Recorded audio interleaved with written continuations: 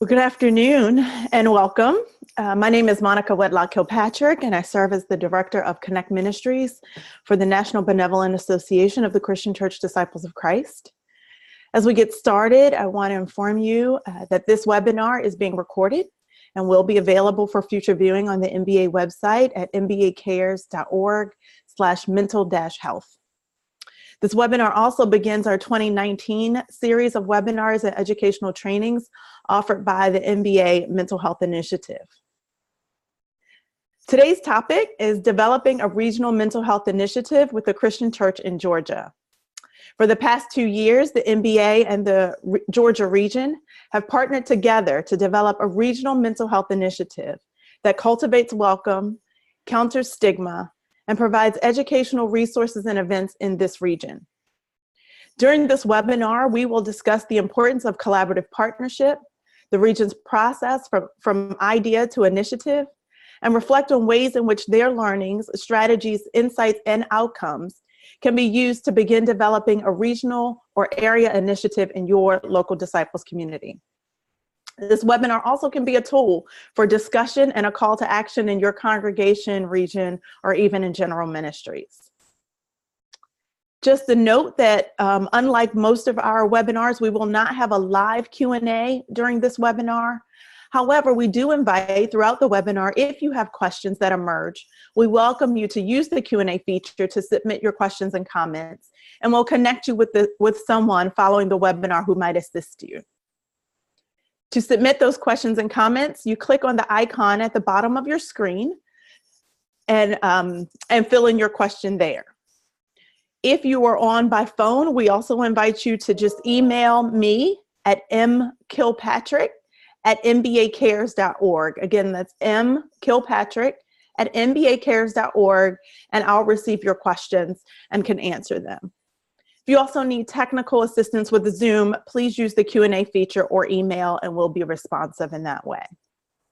Again, we are recording this, and we'll make it available for you in the coming weeks. Today's panelists include Dr. Terry Crump, who serves as one of the co-executive administrator of our Georgia Mental Health Initiative, Reverend Kathy McDowell, who's the communications chair of our Georgia Mental Health Initiative, Reverend Daryl Vandervoort, who is our clergy care and renewal chair for the Georgia Mental Health Initiative. We also hope that our regional minister, Denise Bell, who's been an advocate and supporter of this ministry in the region, will join us shortly.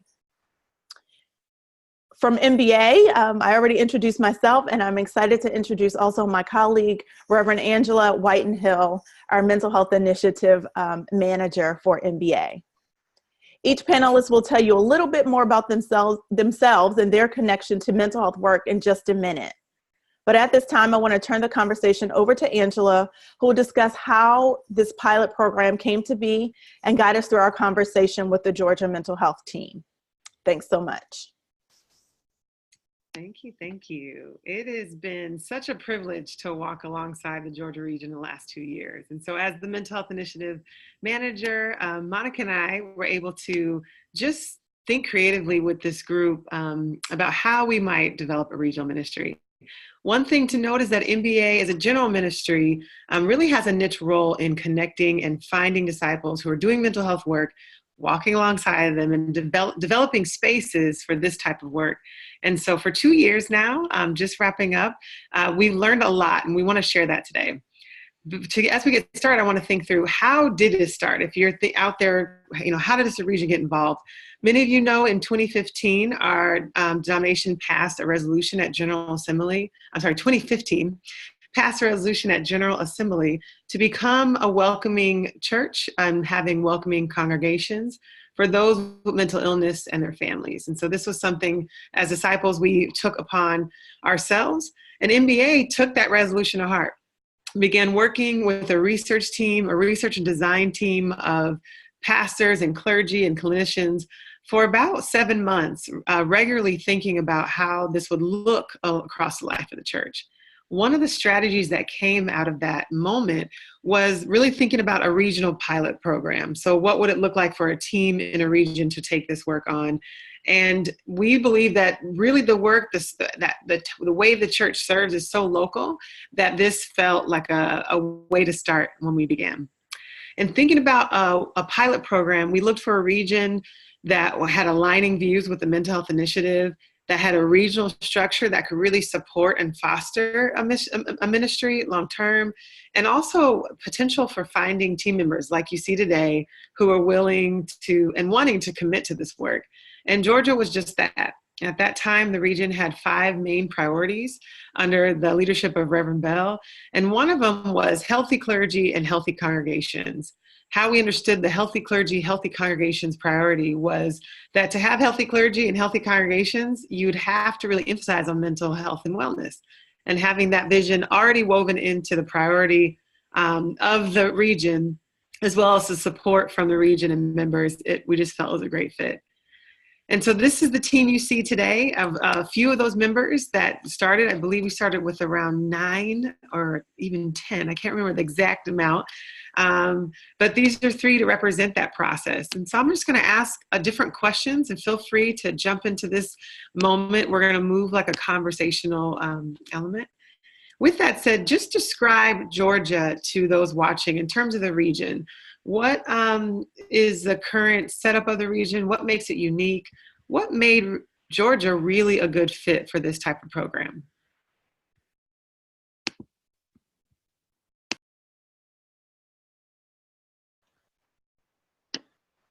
Well, I've been in Georgia since 2000.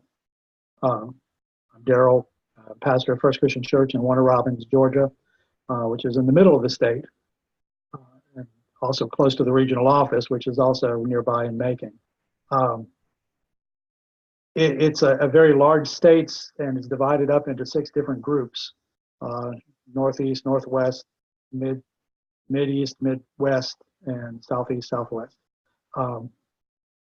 Obviously, if you look at the map, the biggest concentration is in Atlanta, but we do move around, and the church camp is in the middle, so there's a lot of interaction. So we tend to know each other. And it's not urban, it's not rural, it's all of it. My congregation lives it's a large city in comparison to those around us because of an Air Force base. And mental health is very important here. I've served as the volunteer chaplain since I arrived at Houston Healthcare, one of the volunteer chaplains, and we started doing education programs that involved intervention with suicide and critical incident stress. And so I've learned a lot, and when I first heard this proposal, I knew I had to do this. And especially as at the same time I was commissioned on minister chair, and we know about clergy health and the times that we don't have success. Georgia, this came after Georgia experienced several successful suicides within the church, and it seemed that NBA was a godsend to maybe help us overcome that. And the uniqueness of it is we have a variety of people in a variety of areas who also step forward to make this work. I'll let somebody else take on.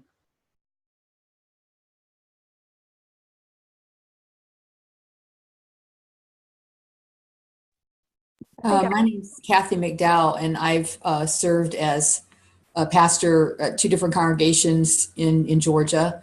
And currently I'm working with Disciples Women, editing and their Just Women magazine in the past, and also their Bible study. And what I saw about Georgia that made it a good fit is that this is a region where there's about 60 or so disciples congregations, which means that there's a lot of other Protestant denominations in this state.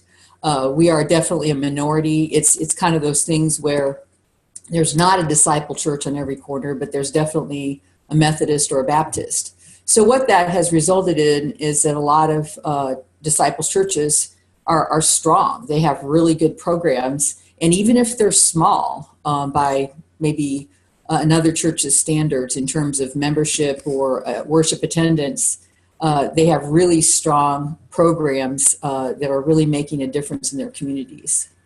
I also saw this as an opportunity to actually do something hands-on and practical in the area of mental health, reducing stigma, trying to bring tools to congregations, because that was an area where I always felt like I was falling short. How could I, as a pastor, really understand or interpret what was going on, or recognize, and then really bring tools and resources to my congregation and myself as well to help deal with that.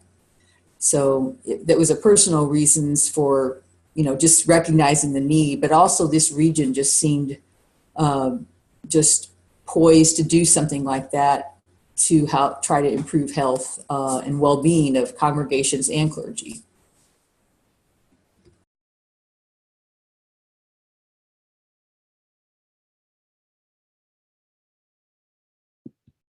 Great. Hi, I'm Terry Crump, and I am actually a clinical psychologist. I've been a member of the Ray of Hope Christian Church for about 15 and a half years. And I think my response may actually be a segue into the next question we're going to talk about, which is why Georgia? How did this seem to be a good fit? But essentially, what I started to notice were rumblings outside of the church world, hearing more conversations about wellness, but specifically how mental health and wellness played into the lives of individuals, including people in the church. So it made sense that now the church was sort of taking recognition of that, taking note of that, and thinking about what is it that we need to do in response to the general needs of our population.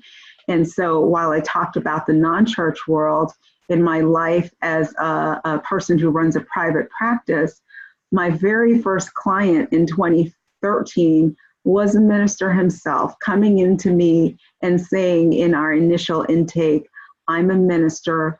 Who do I go to when I have concerns, and to whom do I speak about some of these issues that are plaguing me both personally and professionally? So this made sense. Definitely. Thank you for that. One of the things we have learned is that mental health has a lot of different diverse facets. There's a lot you can do. Mental health is so vague.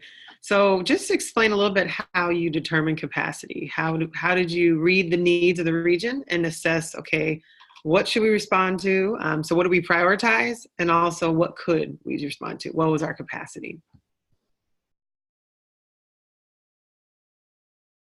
I could jump in from MBA's perspective. I think when we were looking for a region, part of MBA's work is we are not a ministry to come in and do the work for you, to take over. But part of who we see ourselves in line with the church is to walk alongside, to come and support, to resource where we're able, to provide guidance if we have it, or resources so that there is guidance, but to really kind of dig into the gems in a community, and in this case, in a region, and uplift those stories, those leaders, those ministries that are already in most places doing the work, and nobody knows. And so it was really a joy, I think, for us, for Angela and I, when we first entered this conversation and wondered who might be out there that be interested in this work, to find faces we knew and new faces that we did not know, and their passions and longings around how does the church respond to mental health and wellness, and be a part, not just a part of the conversation, but a leader in the conversation. And then found a team who had not just skills, but real passion and dedication. Because we had a commitment also to sustainability, which we'll talk a little bit more about later on, but we knew we wanted a team that was able to sustain the ongoing work, even when it was MBA's time to kind of step back and allow the flourishing of what may come into the hands of far more capable people than I think, than I will speak that I am. but real leaders and leaders who knew what was happening on the ground. So.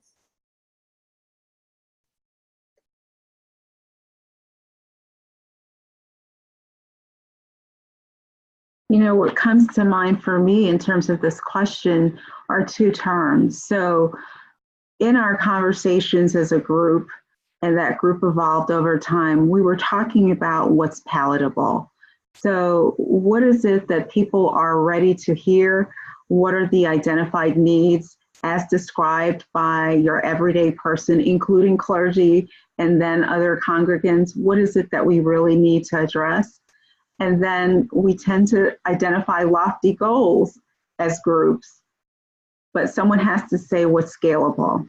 What's the bite that we can take at this point, the chunk of a project that we can manage, given that we're a group of 6 or we're a group of 9 or we're a group of 13. So palatable and scalable are the two terms that comes to mind in terms of capacity.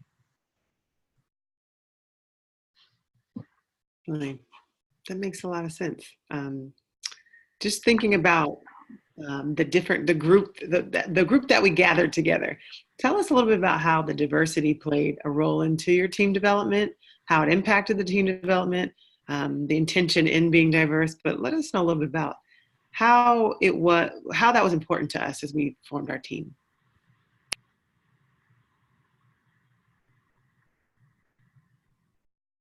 I found it very interesting that the majority of the team comes from professional caregiving as opposed to congregational leadership.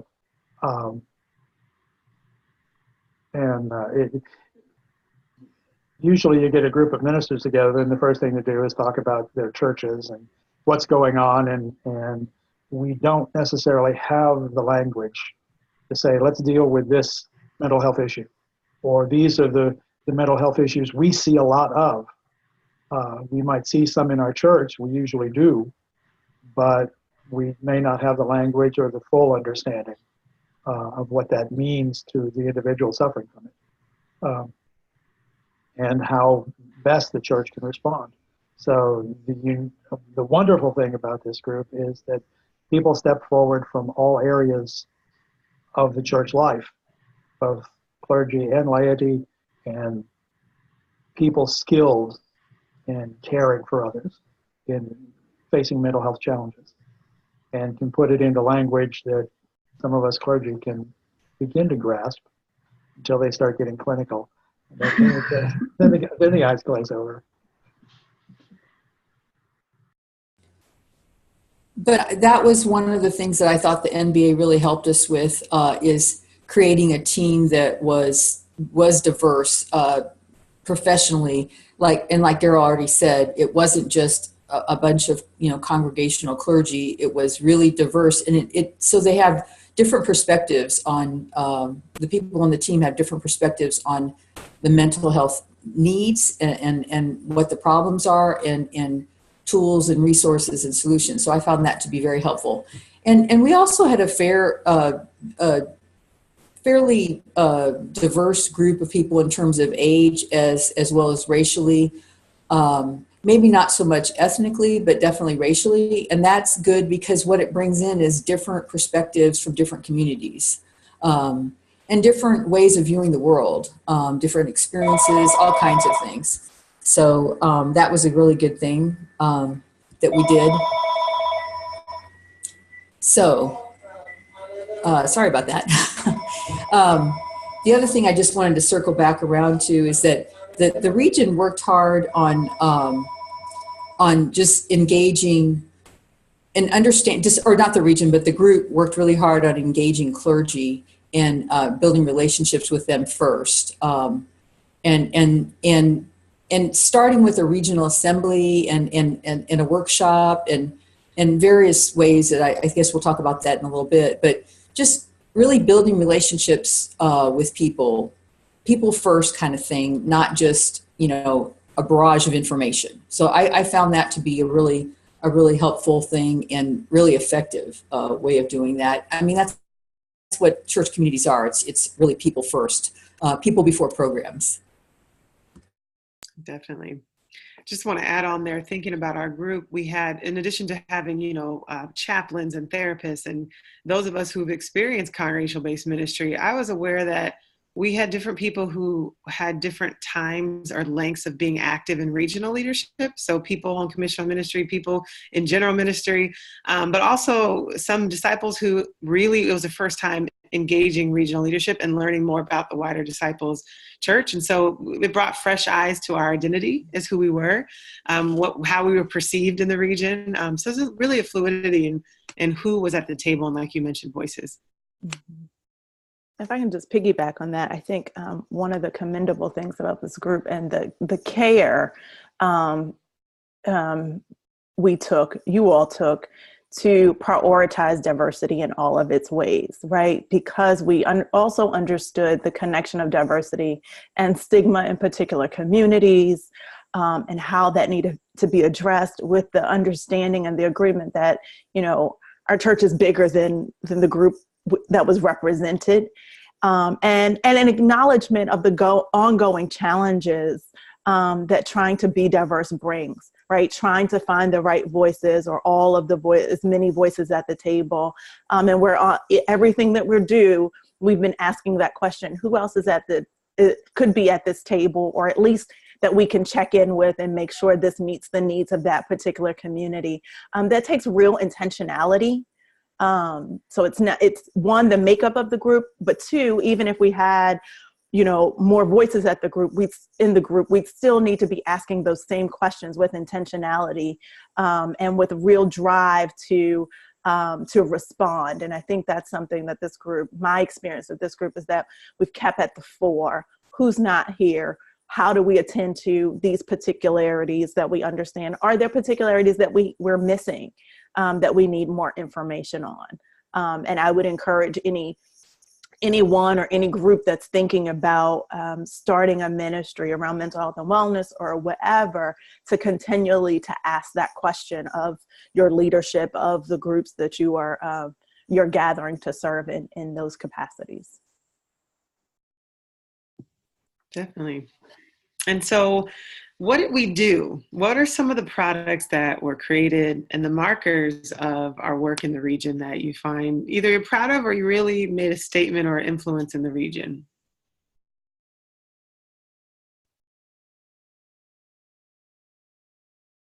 I know we have a pretty extensive list of things that we did. I'm going to mention several of them. I know we conducted a January clergy town hall meeting back in 2018 that was really focused on clergy wellness. We did a spring regional assembly back in 2018, even participated in a Disciples Women's Fall Retreat. One of the things that I really wanted to lift up, because I think it had an impact on how we started, which is that we conducted a clergy survey back in 2017, and we asked a number of things. We wanted to find out really about the membership, or the clergy membership that is. We sometimes asked questions, particular questions that clergy were able to respond to in terms of what are your needs with regard to mental health training or competencies, and then what is the impact of ministry on your own health, including your mental health. And I'm just going to share some of the responses that we received. There were a vast number of responses. Many of the clergy respondents, there were 44 of them, were thankful that we were even asking the question and really were looking for resources. But some of the things they also said in terms of ministry's impact on their health is the following, which is that I'll quote one person in particular. It was and is so stressful being bivocational. Fatigue sets in often. Long work hours have impacted my already overloaded ministry schedule. I'm thankful for the regional effort. This is truly helping me cope and manage my mental health responsibly. And I think that sentiment actually was reflected in many of the types of responses that we got about our work and the programming that we were just starting to do.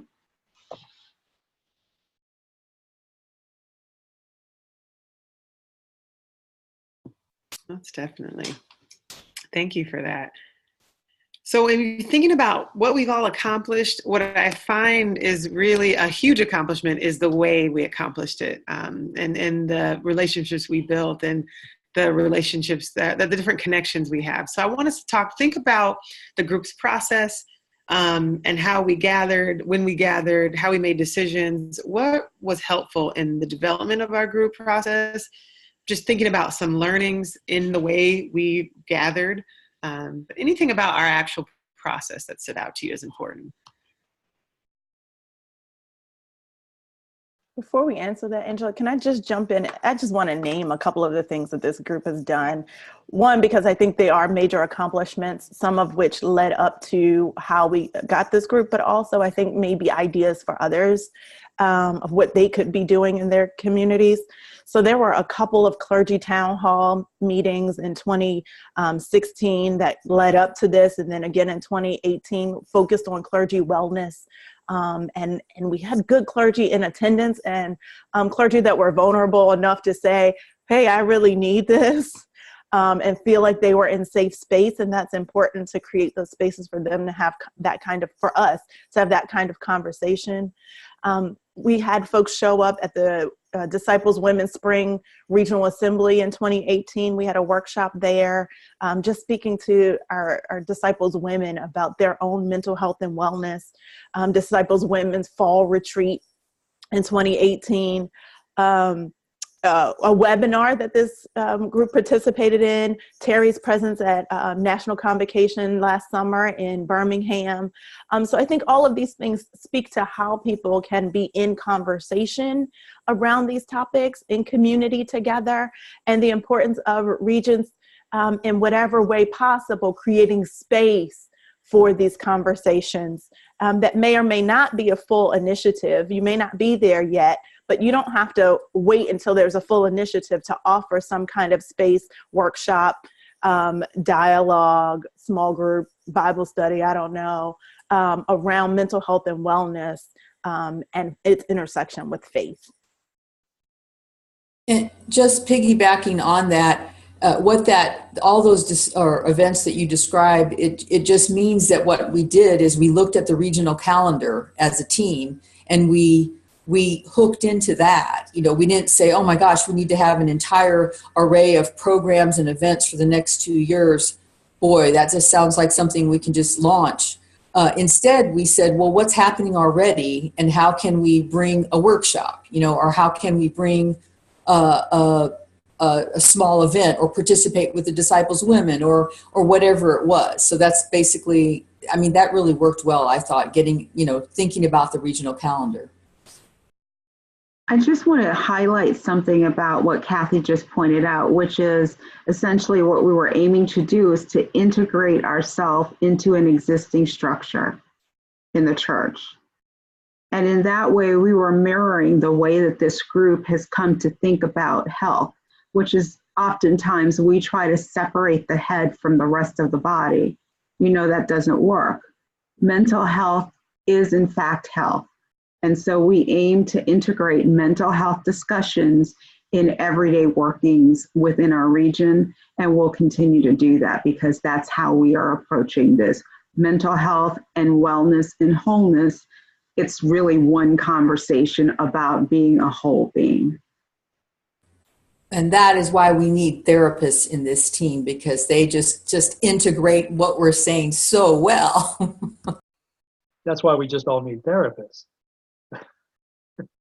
The reality, something that has come out a little bit is we did not have the vision of trying to answer everybody's questions and provide all of the answers, because for the most part, we didn't know all the answers because we didn't know what the needs were. So we had to ask questions and listen a lot to get started. And the fact that we would meet like every other Wednesday for 2 years, we got to hear each other and to know what each of us were going through at various times. We built a fellowship online. There were several times we got together face to face, but most of our time was spent connected through computers. In a state this size, it was more practical. to do it this way. Um, I've been in Ohio and Kentucky, and sometimes you have to do this. And even folks like me in the 60s can still figure out how to use a computer and internet and Zoom and all these other things. It's necessary to think and listen and learn, and then we can begin to do the work. But that's a really important part, though, is that we did. So this is doable for a region because we met during the week at a noontime on Wednesdays, and we met by video conference. And that meant that it did increase diversity, and people who were involved with their professions and their work and all over the state could meet. So that was really an important part of it. But like Daryl mentioned, we did meet several times, 2 or 3 times face to face, and that just kind of cemented those connections we had were forming, via video conference. Just kudos to this group. I'm going to jump in and add something that they were so flexible to the actual, like you mentioned, the brainstorm, the pausing moment. It's really tempting to jump into mental health work and throw an event together or respond to the needs, because as soon as people hear in your region that it's up and running, you'll see a wealth of people in need of that work. But we sat for about 6 months to 7 months, learning each other, learning our perspectives on mental health and wellness, learning our skill sets, really looking at our passions and what we know we could commit to versus forcing ourselves to do something that we should do. And I think that really worked out long term in terms of the product that we came out with. It was an authentic product. It was a slower pace so that we could still juggle our church work, our professional work, our homes. What I appreciate is we would really meet for just that hour. We didn't go over, we didn't go under. We met for that time, and whatever we didn't finish, we waited 2 weeks and we would meet again, and just allowing the process to be organic so that it can take roots and be sustainable long term. So I really appreciated the flexibility and the patience the group had to make deep roots in this process. I think this is also a living example of, and Reverend Bell could speak so much more eloquently, and Terry, you can too, to this shared model, shared leadership vision, right, of multiple leaders living into their own passions, capacity, dedication, skill set, gifts to a particular thing.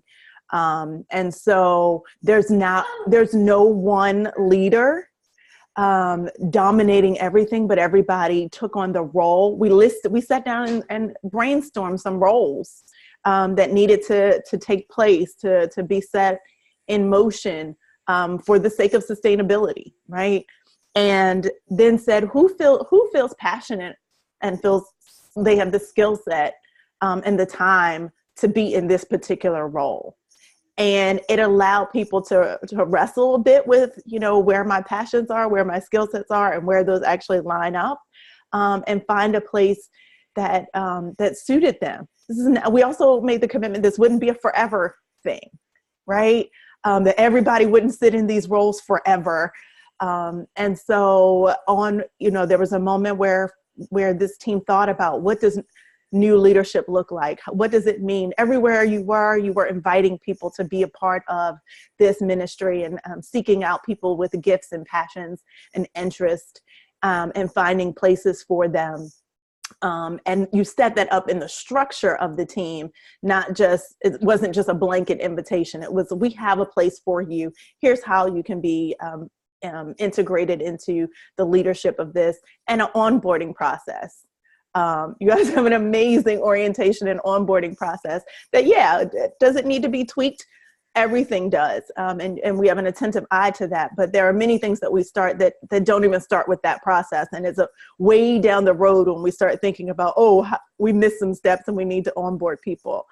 So just taking some time to set that structural piece up, again, I just think was a brilliant moment, and a brilliant way to live into how we all have a role in the work of the kingdom. So, and the other thing that I thought was a really helpful part of our process was what I like to call our elevator speech. But really what it is a vision and purpose and mission statement, which is now, we used it in our orientation. We used it in the brochure for our upcoming workshop.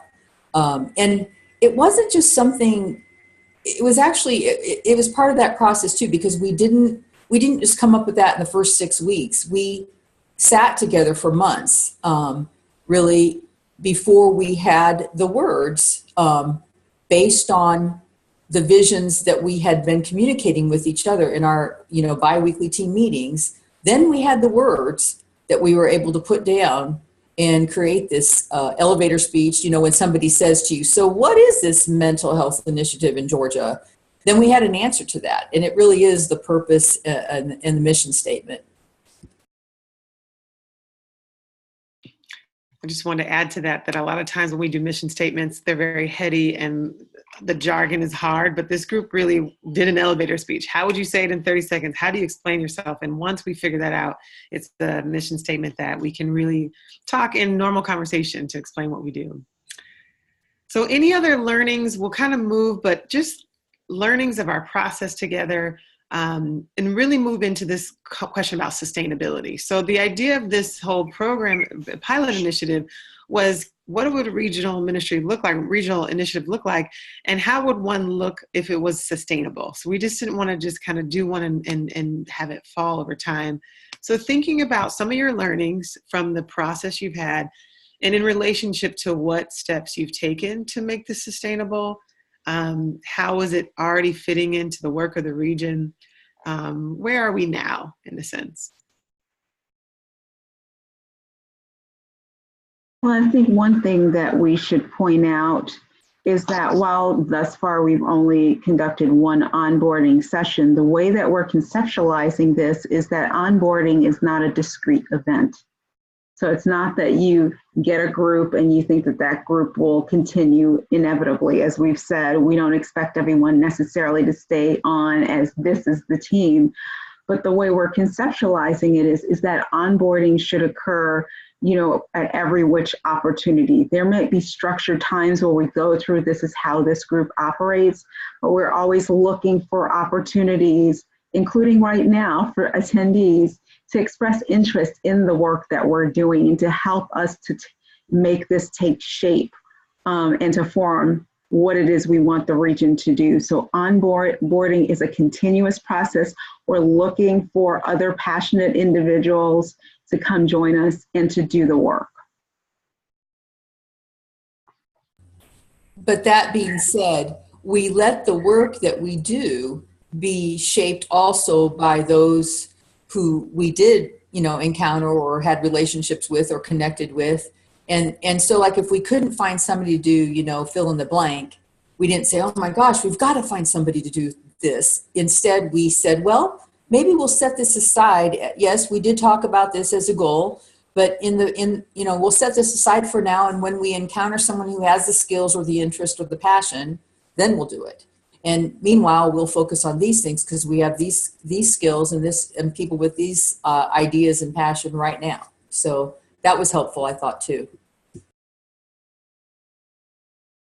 Our first real big event that we are rolling out is this event later this month, where we're inviting the church leadership in Georgia to come, and we're going to talk about a mental health issue and have a panel and have the whole deal. Everything else we've done is kind of putting it in front of the church, saying mental health is an issue that we need to talk about and work with and do it together, and be willing to use the language and not say, well, we just don't talk about that in church. This is, people need healing. It doesn't matter what it is. And we care about each other, so we work together. So everything that we've done up till now is just putting this idea out and say, here we are. If you want to be a part, great. We're going to work. Hopefully you'll join the team. Whether you join the team by attending an event, by talking about it in your congregation, listening to what people say in your congregation, and letting us know, so that it's a two-way street all the way around, and bringing people on board as people step off or move on, it's an ongoing thing. We see that in our congregations all the time. People come and go, so we have to be flexible. We've got a very flexible group.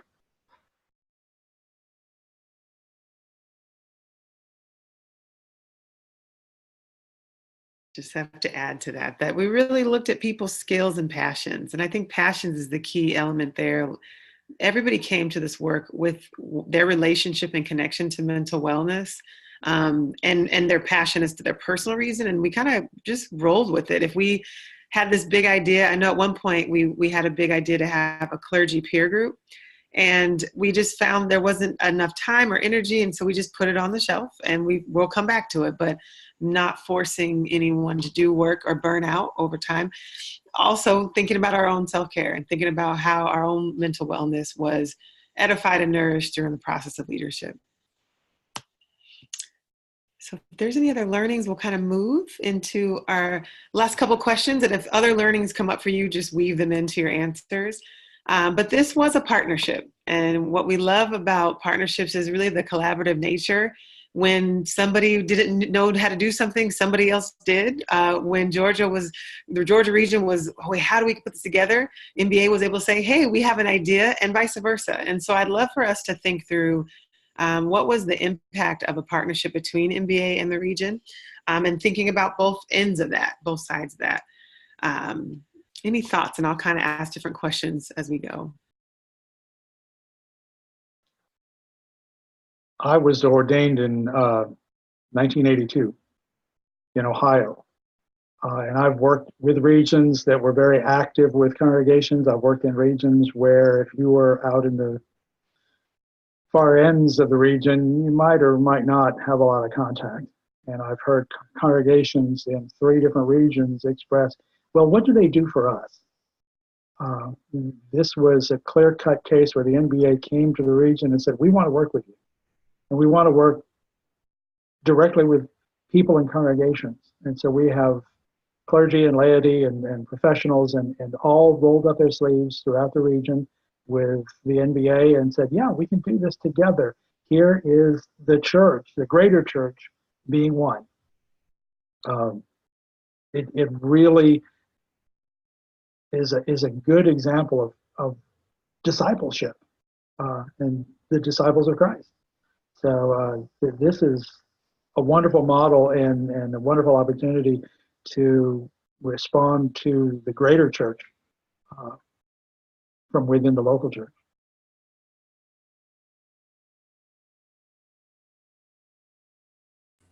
I thought that by working with the NBA, I really appreciated Monica and Angela's focus on sustainability. And like I have a tendency at times to just kind of launch into something and just do it, just action. But in the end, and I'll have to admit that personality type can be frustrated by a more slowed down process. So I'm not saying I was ever frustrated, never, but no, but it was definitely really, it contributed to sustainability, and it also contributed to reasonability. What can we do, and what do we not need to do because it's already been done? That was another thing too. So I really appreciated those perspectives that they brought in. And that idea that this is going to continue beyond them. At first I thought, are you sure? But then, yeah, well, of course. So that's where we're at now. I appreciate both of those responses, and thank you. And as one, Georgia is my home region. It's the region I was ordained in. It's the region I was introduced to disciples, much less ordained in. So while I work for a general ministry in the NBA, my heart is also here. This is where my home church is. So it was really important to me.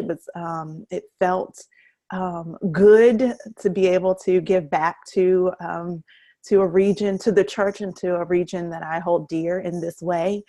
I think the gift for MBA was to have a region and a set of leaders who aren't getting paid for this work to say yes to an idea that we had formed, right, Angela, with some other folks that we had been in conversation with, but really an idea that had not was not fully fleshed out, and to come in with no preconceived notions of how the journey was going to go.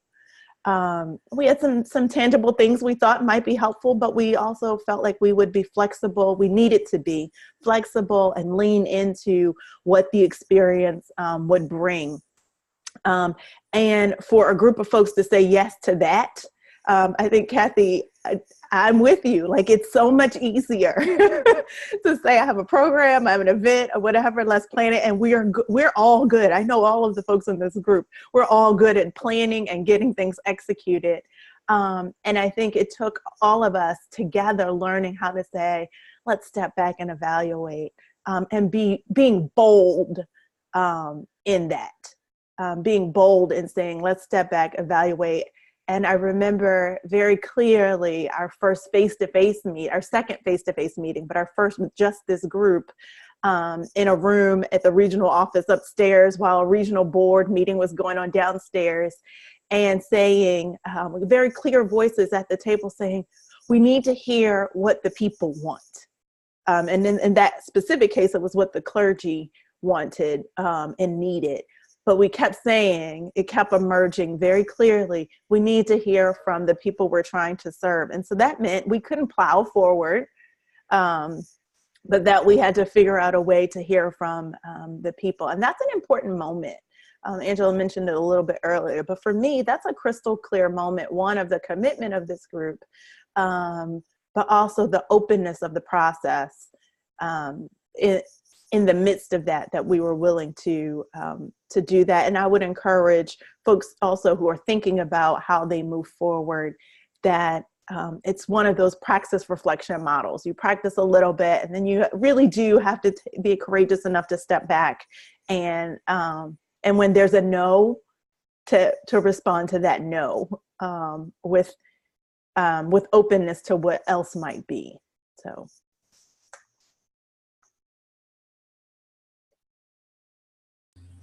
Well, and in some ways, the entire church is in partnership with this. It's not just the NBA and Georgia Disciples, because it's called Disciple Mission Fund, and Disciple Mission Fund funds ministries like the NBA and many others. And so that means that we really are, Daryl already touched on this, but that means we really are in partnership, or anyone who does this kind of work with the NBA really is. So that's just something else to remember as you consider where your giving dollar goes. Amen to that. Thanking everyone for the DMF dollars and how it supports this work.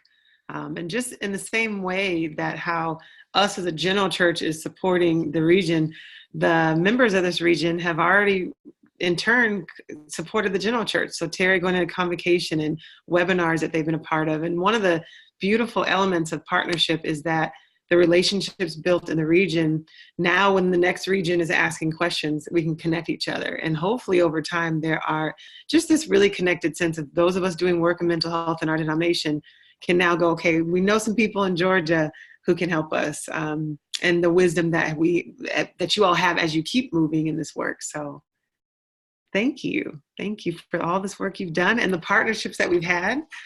As we get ready to close, this has been such an incredible process, I think, for everyone involved, and the ways in which we've grown personally and professionally. And so just thinking about the time you spent naming a crystallizing memory or one memory of your experience so far that you really felt the Spirit is in this work. This is where I'm supposed to be. This is what God is doing. And I'm just glad to be here. And so everybody can just close with that memory.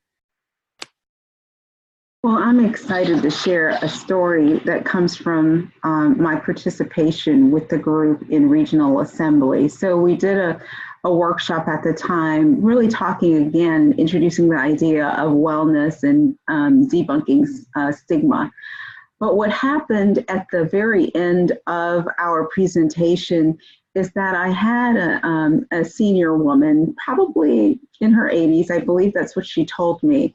She came up to me, gave me a hug, had a book reference for me, and then proceeded to lead me into lunch so that we were going to be lunch buddies. And while sitting with her at lunch, she shared some about her family, some mental health struggles within her family. But then what she did was she sort of asked me about something that had been bugging her, about her own history, something with whom she had only talked to her husband about. And she really wanted my opinion. Do you think it's silly of me to sort of address this issue related to mental health even now in my 80s? And for me, that was significant, that she felt comfortable sharing with me that this had to do with her whole health and wellness. And she found an avenue where she could talk about the issue and then go ahead and make a plan. That's when it clicked in my mind, this is important and this is why you do this kind of work. Your connection with other people, even a senior. I think when I first heard Angela do a presentation at our regional assembly in I think it was November of 2016, and she talked about this work and this potential, I just remember thinking, that's it, man, I've got to work on that, because I've always, when I was serving as a pastor in a church, it was just one of the continuing things that I was interested in, because people would either come in off the street or people in my own congregation would have these struggles that would arise. And I would just always feel a little bit behind in terms of how do I help this person. At one point, I took a mental health first aid workshop, which is offered around the country, actually around the world. And then we also offered that within our region. I was instrumental in getting 2 people lined up to teach that. But I just really felt like this is what churches need to be doing if they want to be actually on the ground in practical ways with their congregants.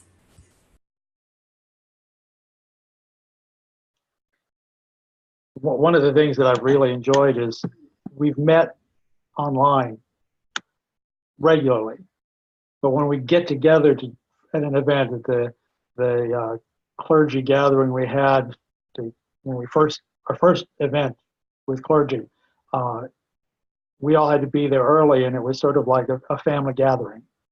And it's continued on with whatever we've done, that there is a connection that distance professions, that's gone. And we begin our meetings with prayer and end with prayer. And you get a group of people together and say, well, who wants to pray? And it's amazing that we didn't have to wait for quite a while before somebody was guilted into it. It's good to be with family, even if we're not related. And it's good for our mental health to be good and with people who care. And that's what this group has become. And I don't see why it can't be that way anywhere else. Just want to piggyback off of that, and Monica, if you mind closing this out, that it is a thrill to name this community of compassion and care that you're naming, that you could weave into people in ways that you just personally feel inspired by this group. I have learned so much, my own professional development. Part of how I recently was ordained, and part of that was hanging out with a bunch of ordained people and hearing how you might do that. And so there was such an exchange of skill and passion. One of my crystallizing moments was watching our team at the clergy town hall meeting, where Monica and I really sat down and the team just ran with the whole event, and the intellect and the ways in which healthy theology and mental health knowledge and skills that clergy only have at moments or therapists only have was weaving in and out of all of our team, whether we were therapists or clergy. Having been together for such time, you could hear all of our knowledge come out of everyone. And it was just the moment where you could feel God move in a unique way in our group. And so I'm so grateful for that. Just before I close this out, I want to add that one of the markers for me was that this was easy. and I don't mean that in any trite way, like this was just so easy. I didn't have to do anything, but I meant easy in the sense that every time this group met, the work, there was peace about the work, right? There's some things that we can all admit that we have to do sometimes that it's like, and we just have to get it done. But this, people made a commitment to stick in there and be present and have good conversations, authentic conversations with one another, and to produce the best of what we hope that we could offer. And so even when Angela and I would talk offline or people would ask us what's happening with the mental health initiative in general, the MBA, one of the things we loved to point to was the work that was happening here in this pilot program in Georgia, because it flowed really, really well. I think that's certainly a sentiment to the initial yes from Denise, and not just a yes, but an excitement from Reverend Denise Bell about Georgia being a part of that. I thank the regional board for saying yes to this work and blessing it, as they have the responsibility and commitment to living out the goals and guiding the region in a particular way. Their yes, their support. Some of them who are also said yes to now being a part of this in the ways that they're able to give to this work. So we say thank you to them, and certainly thank you to this team, this team that you see represented here, assembled here, and the others that walked alongside us from the very beginning: Heather Honeycutt, Orlando Scott, Don. Remind me his name, someone. I'm sorry, Dawn, who said yes and walked alongside of us for the 2 years. What we asked of this group initially was 2 years, and they said yes and walked alongside for 2 years. Terry, Don Wayman. Dawn, I'm so sorry. So Don Wayman, who was also with us. So thank you to all of you for that kind of commitment and dedication.